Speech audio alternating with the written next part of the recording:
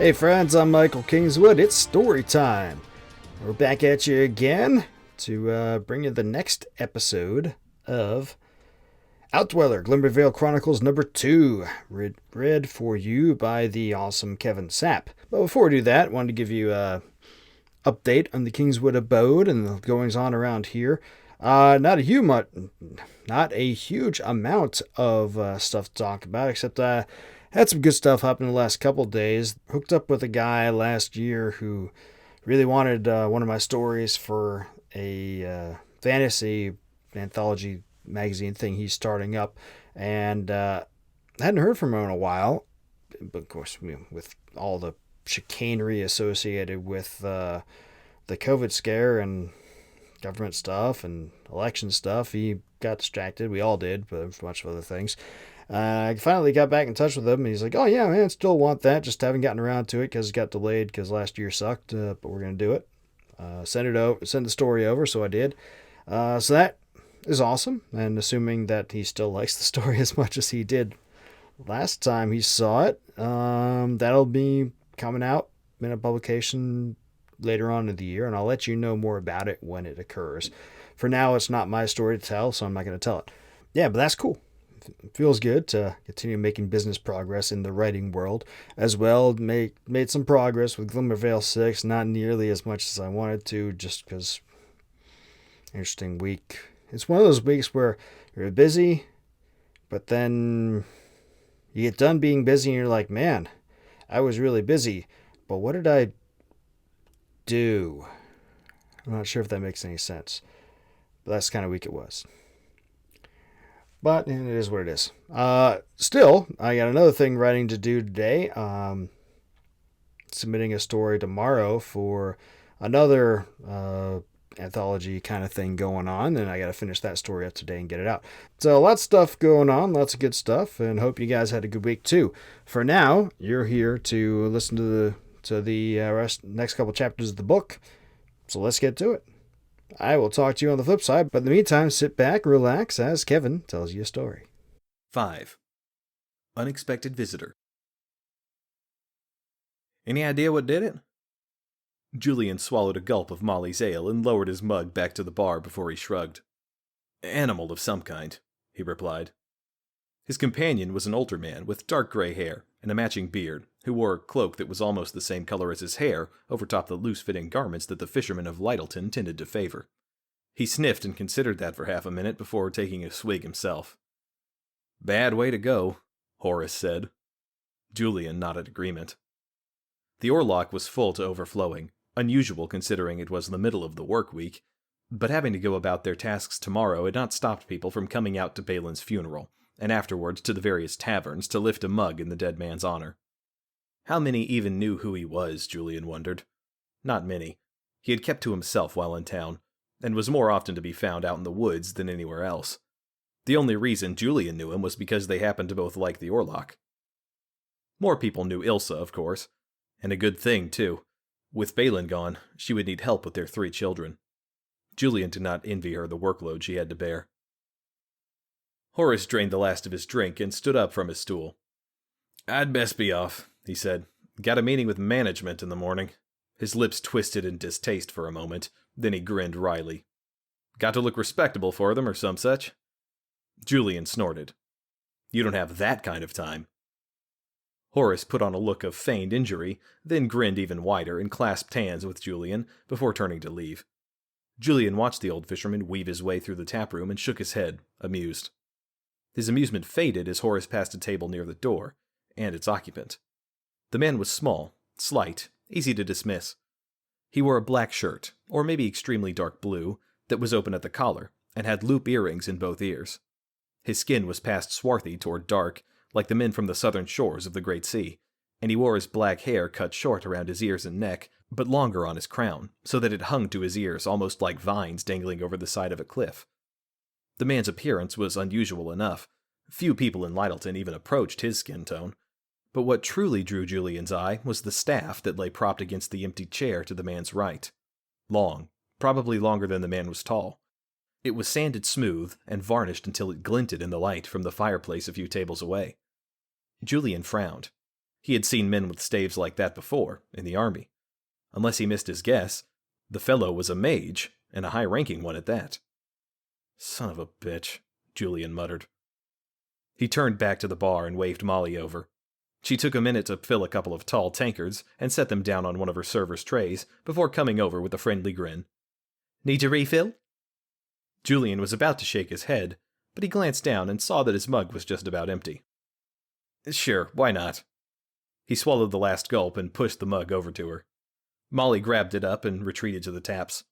A moment later she returned, foam very nearly overflowing from the top of Julian's mug. Here you go. Julian grinned his thanks and set a silver coin down on the bar. Molly's eyebrow twitched upward. Starting a tab? Julian nodded over toward the apparent mage's table. When did that fellow check in? Molly's eyes tracked over to the newcomer's table, and her grin faded slightly. This morning, little before noon. Why? Julian did not answer immediately. He took a drink while considering. The man was probably just passing through. It was not unheard of for individuals to travel the mountain passes alone in the summertime, though it was not common. If he did not linger, it would probably not be a problem, but all the same... Did he say how long he's staying? Molly's grin faded completely, becoming a concerned frown as she regarded Julian. No, but he paid enough for a week. She added a bit more force to her words. Why? Julian sighed and stood up, taking his mug with him. He's a mage, he said. Molly's eyebrow quirked upward, but he could see she did not understand the issue. Send over another of whatever he's drinking, will you? She nodded, and Julian turned away. As he walked over to the stranger, he felt almost as though he was getting ready for battle. He weaved past several intervening tables, watching the mage carefully as he went. The man appeared to be taking his ease, munching on a plate of Molly's signature fish cakes and watching the goings-on around him with an expression of mild amusement. And why not?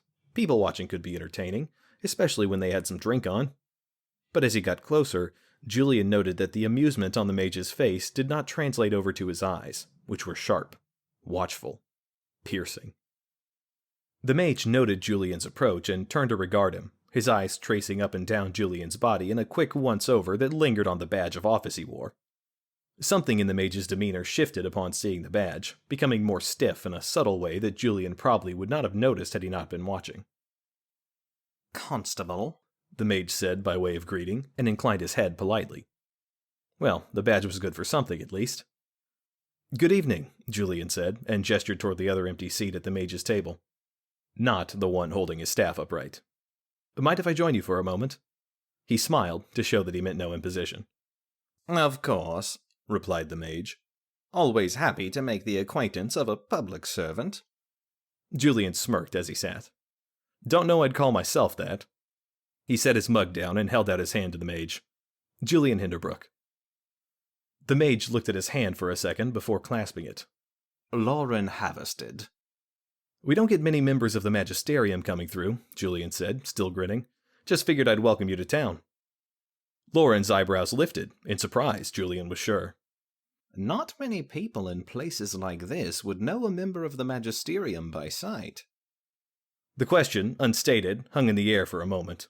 Julian shrugged and took a sip from his mug. Haven't always lived here. Ah. A serving girl came around to the table, carrying a glass that was halfway filled with an amber fluid on her tray. She made a shallow curtsy and set the glass down in front of Lauren, then turned away to continue her rounds. Miss, It's on me, Julian interjected. Lauren looked at Julian through narrowed eyes for a moment, then inclined his head in a seated half-bow. Thank you, he said blandly. My pleasure. So, Julian took another sip before continuing. I'm sure the mayor would love to meet you, give his regards to your order, that sort of thing. Will you be in town long? A slight shrug of his shoulders preceded Lauren's reply. Just long enough to see my business through, then I will be off. And what business is that? Lauren's eyes hardened. None of yours, Constable, I assure you. That was plain enough. Fine, if that was how he wanted to play it. I don't mean to pry, Julian said, redoubling his efforts at grinning. The mayor's a busy man, as you know. I wouldn't want him to miss the opportunity to say hello. The drink Julian bought lay on the table between them, untouched. Lauren never looked at it. just at Julian, his gaze intent, probing. Julian made a point of not meeting his eyes directly. Rumor had it that a mage could read your thoughts if he looked into your eyes for too long, and that would not do at all if the rumor was true. He would have to ask Melanie about that when he saw her. Damn it, don't go there. Finally, Lauren smiled again, ever so slightly. I expect I will be in town for 2 or 3 days, maybe a short while longer. I trust that will give the mayor sufficient time to clear his schedule. Julian nodded. Almost certainly. I'll have the mayor's office leave word with Mistress Millens as to the best time, if that will suffice. Lauren nodded, more a gesture of concession to an inferior than an agreement between equals. Julian had to stop himself from scowling in annoyance at the sheer arrogance of it. Well then, I'll leave you to your entertainment. Julian stood and made a half bow to the mage, his grin still plastered to his face. Thank you, Constable. I look forward to our next meeting. Not really, Lauren's eyes said. Julian turned away and walked back to the bar. There, he drained the rest of his mug in a long, smooth swallow. Then he set it down and turned to leave the inn.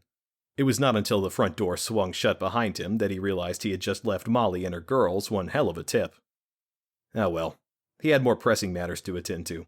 He just hoped Melanie would be sensible about this. 6. The Down Low. Raedric knocked once, then pushed open the door to Melanie's mystical crafts, and stepped inside. Julian followed on his heels, a sense of urgency competing with profound reluctance for dominance in his head. How Melanie would react to Lauren's presence was hard to say, but in her place, Julian would probably be packing to leave town fairly quickly. The Magisterium did not deal kindly with outsiders who practiced their craft, and Melanie, as a woman, was an outsider by definition. Julian was not sure what irked him more, the stupidity of that policy, or the thought of Melanie leaving. They had become good friends over the last several months. Well, friends anyway. Or maybe trusted acquaintances and colleagues. Or something. Regardless, it would be hard to see Melanie go, even if it was necessary for her own protection. And she had done so well for herself here. Her shop lay at the northeastern edge of town, away from the lake and from casual attention from non-locals. The small building had once been an old spinster's house, but it had fallen vacant when the poor woman passed on in late spring. There had been a small squabble among her surviving relatives, 2 brothers with enough wrinkles between them to make a prune appear smooth, over who would get the house afterwards. Melanie had solved that by plopping down enough coin to satisfy them both, and that was that. She had to have paid more than the place was worth, though she denied it, although Julian supposed maybe the 2 brothers were secretly relieved to put the silly conflict behind them. Regardless, it was a quick transaction, and within a few weeks Melanie opened up her shop. The door swung shut behind Julian, and he paused for a moment, taking in the ambience. Symbols and words of power, or at least of spiritual significance, decorated the walls, up high near where they joined with the ceiling. Bottles containing remedies and the like rested upon a shelf off to the right. Directly across from the door, pendants and other trinkets, all bearing pentagrams or other symbols of power, were on display. A small bookshelf sat in the middle of the shop, partially full with tomes that were decorated with strange texts and symbols. The heavy odor of incense lay over it all, from the burner which sat behind the counter to the left, on top of a strongbox that Melanie claimed held her most rare, powerful, and valuable items. Julian had to hand it to Melanie. She did not play around. She aimed for mystical and went well past it into almost weird. Not that he would ever tell her that straight out. The memory of a quartet of mounted men and their horses suddenly erupting into flame with the flick of her wrist sprang to mind. Best not to make her really angry. Julian snorted to himself. That was just silly. They were friends, after all. Nevertheless, he could not help but remember the strength and power that lay beneath Melanie's decidedly appealing exterior. Her feminine wiles concealed a deadly and cunning opponent, if one was unfortunate enough to get on her bad side. "Where is—" No sooner had the words left Raedric's lips than Melanie stepped into the shop, from a small doorway in the left rear corner, behind the counter, that was enclosed by hanging beads. Tall and lush, Melanie was, as always, dressed impeccably. Today she wore a flowing dark blue gown that was cut tight at her waist and flared below her hips. The collar was ruffled in a lighter shade of blue, almost white, and cut low enough to reveal a hint of her impressive cleavage. A simple black leather belt with a silver clasp, from which hung a small knife that rested over her left hip, set off the dress and further accentuated her curves. A silver necklace and earrings completed her ensemble. Wavy dark brown hair hung just past her shoulders, and her eyes, just slightly lighter in color than her dress, shone with intellect and confidence. "Well, well," Melanie said in her melodious alto, "my two favorite lawmen." She smiled warmly, an eyebrow quirking upward to accentuate the teasing tone she took. "To what do I owe this pleasure?" Raedric shared a glance with Julian, then cleared his throat. "Not sure if it's a pleasure this time." Melanie's smile faded slightly, but she remained silent, her eyes questioning. "A mage from the Magisterium is in town. Checked into the Orlock yesterday, and he looks to stay for a while." The smile left Melanie's face completely, and she looked from Raedric to Julian, the questioning look more intense if anything. He nodded in confirmation. And now for the panic. He should have known better. Melanie looked gravely at the two of them for a moment, then said, "Who?" Raedric blinked and looked at Julian meaningfully for a moment, then nodded, as though he was not going to tell her. "Lauren Haverstead," Julian said levelly. Melanie nodded and looked away. She licked her lips as she thought for a moment. Then she burst out laughing. Julian traded another look with Raedric. The former squad leader scrunched up his eyes the way he always did when he got confused. Julian could not say he blamed him. The Magisterium was famously protective of its secrets. No one, especially a woman, would be allowed to walk free once learning them. Lauren was a clear and present danger to Melanie's well-being. And yet, she laughed. And kept on laughing for a full minute. Finally, she stopped and wiped the beginnings of tears from her eyes. Tears of mirth, of course. Then, shaking her head, she said, "Honestly, boys, do you think I've never been in the same town as a member of the Magisterium before?" Well, Raedric began. "We just thought," Julian said at the same time. Melanie rolled her eyes in annoyance. "Don't worry about him. I'll be fine." She was capable, that was for sure. But this was a serious problem. She must not have understood. "You don't understand. This guy—" Melanie's eyes flashed to anger in an instant, and she fixed Julian with a glare that stopped his words in his throat. "No, you don't understand. Those men," she said the word like a pejorative, "see only what they wish to see. Women cannot be mages, so they are not. All a woman must do is surround herself with the superstitious trappings of a cottage wise woman, or whatever they call them in whatever shanty town they happen to be in, and the Magisterium will just see a peddler of nonsense and think nothing more of it." Julian chewed on that for a moment, and looked back around the shop again.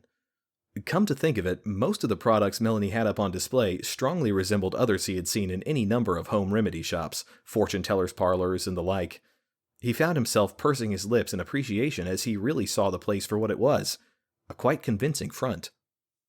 Except... "People in town know you're more than just some woman selling herbs and water that don't do anything," Raedric said. "They've seen you work." Melanie sniffed and waved a dismissive hand. "This isn't a grand metropolis, Raedric." Her eyes flicked toward Julian and some of her smile reappeared. "You acknowledged that when you asked me to stay. No better place to hide than in a small town, isn't that what you said?" Julian swallowed, the concern still heavy in his chest. "Yes, but I didn't mean—" "Ask yourself this. How likely do you think the people in this town are to sell out someone who they know is responsible for saving their homes and families from depredation, and who they know can exact terrible vengeance upon them if they do?" Another good point. If anything, the people of Lyttelton looked at Melanie with even more awe than they did Raedric and Julian, and that was saying something. And they were good, honest, hard-working folk for the most part. Julian found himself nodding in understanding and agreement. They would not if they could help it. Melanie returned the nod, her smile growing ever so slightly. "I have been discreet in the aid I've lent since the battle. No one has borne witness save the people I've helped, and the things I've done were personal enough that they won't come forward to tell about them, I assure you." Raedric looked abashed, probably no less than Julian did. He felt like enough of an ass anyway. Of course Melanie would know how to hide in plain sight. She had been doing it for... Come to think of it, Julian had no idea how long she had been on the run, before she settled here in Lyttelton. It was probably just as well. All right, Radric said, trying to regain some authority, or at least dignity, with his tone. Just wanted you to know he was here so you could take steps. He gave a rather lame-looking smile. Melanie rolled her eyes again, but her smile became more warm. I appreciate your concern. She glanced at Julian, and her smile widened a hair. Both of you. But I'm a big girl. I can take care of myself. There was not much else to say in response, so Julian did not bother to try. Neither did Radric. A few moments later, they hit the streets again. By his expression, Radric felt just as silly as Julian did. Some heroes they were. Melanie pushed the door shut behind Radric and Julian. The click of the latch seemed to echo through the small front room of her shop, conveying a sense of finality. Of doom. She sagged against the door, and her head fell limply against its surface. Fear, anger, despair, and a red-hot desire for vengeance all battled within her for a long moment. Unbidden, tears left her eyes and ran down her cheeks, then dropped and fell to the floor with inaudible splats that seemed to echo through her consciousness. Lauren was here. Melanie drew a deep breath, trying to get control of herself. She was better than this. Timon had taught her better. But try though she might, the only things she could think of were the last time she saw Timon, bound and gagged, his eyes tight with agony as the Magisterium's questioners began their work on him, and the look on the Vigilant's face. Beatific, full of a righteous ecstasy that only the most fanatical, most hateful of people could attain. She wanted to kill him. She needed to flee from him. Melanie let her breath out, and, unbidden, a loud sob escaped her lips. Before she knew it, she was weeping. Weeping for her lost love, who had risked and, in the end, given everything so that her curiosity could be sated. And weeping for herself. She had dared to hope that here she could find refuge. Here she could find peace and maybe happiness, and perhaps even love. But no longer. The man who killed Timon was here, and he would find her. And then he would kill her, brutally and without mercy. Of that, Melanie had no doubt. The notion of flight crossed her mind, and she shrugged it away. Fleeing never helped those the Magisterium set out to destroy, not once the Inquisitors had their scent. It was only a matter of when and where. The only reason she had lived long enough to get here was because Timon had kept quiet about her. He must have. Of that she had no doubt. But they would be looking for a woman who practiced magery, and word must have gotten out from somewhere that there was such a woman here in Lyttelton. She was caught. Well and truly caught. The noose just had not tightened yet. Unless she could turn the tables.